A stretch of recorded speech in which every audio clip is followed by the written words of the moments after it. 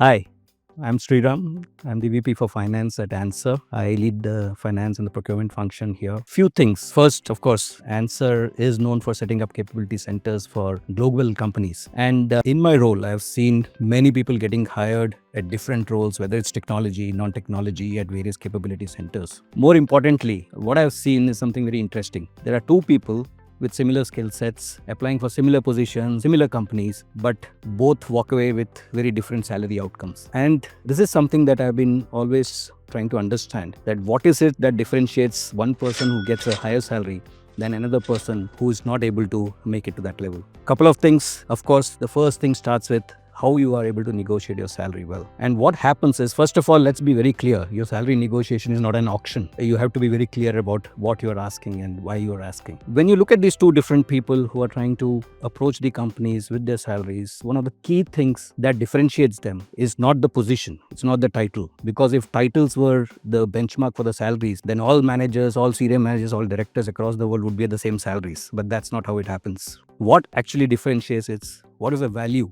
you are able to articulate? How confidently do you come across to your interviewer? How clearly are you able to tell them what is the value that you're able to bring to the table and what is the impact that you're able to bring to the company? So that's a very good start point when you come to start negotiating your salary.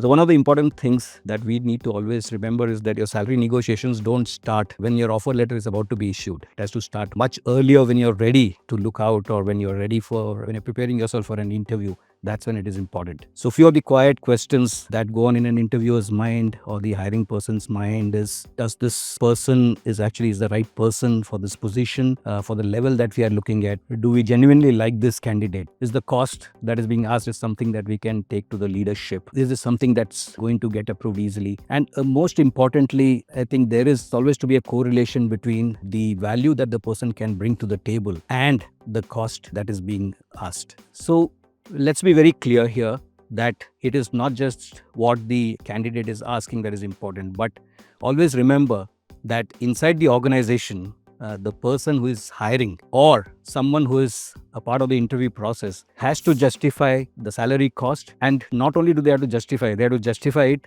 and keep a straight face about it, because you can only keep a straight face when you're convinced that the person who is negotiating with you does really deserve that salary. So before you are actually starting your negotiation conversations, please remember there are three important things that you need to be aware of. One, you should have done your market research. And now this is a time when you actually reach out to all these sources that are available to you to benchmark what kind of a salary is available for these kind of positions. Now, it's not necessary that the same kind of skill sets or the same kind of work is delivered at those titles, but you need to understand your position really well, what you're applying for. With that, either Google it or go to Glassdoor or talk to your friends, family. This is a time to reach out and be very clear on what you want. And the second thing that you need to do is you need to set 3 points for yourself, 3 salary points. One, we call it the bold point. Be bold about what you need. The second one is you need to be reasonable, and you should set a point where you feel, okay, this is a point where I will be very happy taking the job at this particular salary. And the third point is where you will just politely walk away and say no to your recruiter. And it's important that you have these 3 points in mind, because at any point in time, even if you are taking a job but you're not happy with the salary point, then obviously your bills will start looking much bigger than what you expected. And the third thing that you bring to the table is the intrinsic value, which basically means that certain metrics, for example, how much revenue can you drive, or what is the cost savings that you can bring, or what is the impact that you bring to the table, either from a team perspective, from a leadership perspective, or strategy perspective. What is it that really makes you stand out from the rest? It's very important, because once your hiring manager realizes the impact that you can bring to the table, then they slowly get convinced that the salary points that you're negotiating is something that you deserve. So it's important to bear this in mind as well. And your designation opens the door, and you are able to clearly articulate what is it that you look at in your new job, in your new role, what is it that you're trying to achieve over the next 60 to 90 days. Because these are important aspects that get judged when you are interviewing for a position and can be really, really impactful in terms of articulating what is it that you're bringing to the organization. And wearing my finance hat, that's when the finance people stop seeing you as an expense and look at you as an investment. So one of the important things to bear in mind is that don't be seeking a salary or a change desperately, because that kind of discounts the entire exercise of you trying to move to a new role. What is important is you need to be very calm and very clear in what kind of role you are wanting to take up. What is it that you expect? Which is where I keep saying that your negotiation process just doesn't start after your interview is over. It starts much earlier.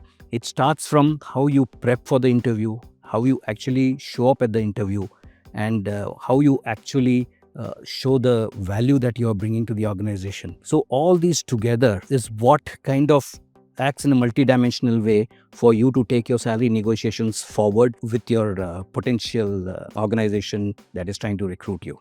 If you're able to clearly call out what is it that you can, what kind of an impact is that you can bring to the organization, and the organization is convinced that you are the right person, they will do everything possible to stretch their budgets based on, of course, the internal limitations that they have. And if they really can't move, at least you walk away with a lot of peace in your mind, thinking that, okay, it was a budget issue and it was not an issue of your ability to not make it. So primarily, negotiations is not about outsmarting someone. It's about you being clear on what you deserve as a person who is joining this organization, of what you think about what you can bring to that role, what is the value and the impact that you keep creating there, and how you articulate this to the organization is also extremely important. The strongest negotiators that I've seen have never been the loudest. They have been the most prepared and the least desperate. So go prepared, lead with impact, never undersell yourself. All the best, and I hope that you land roles that challenges you and the compensation that really values you. And if you find this video really useful and it has helped you, then my finance brain will believe that it has been a very good return on investment on your time.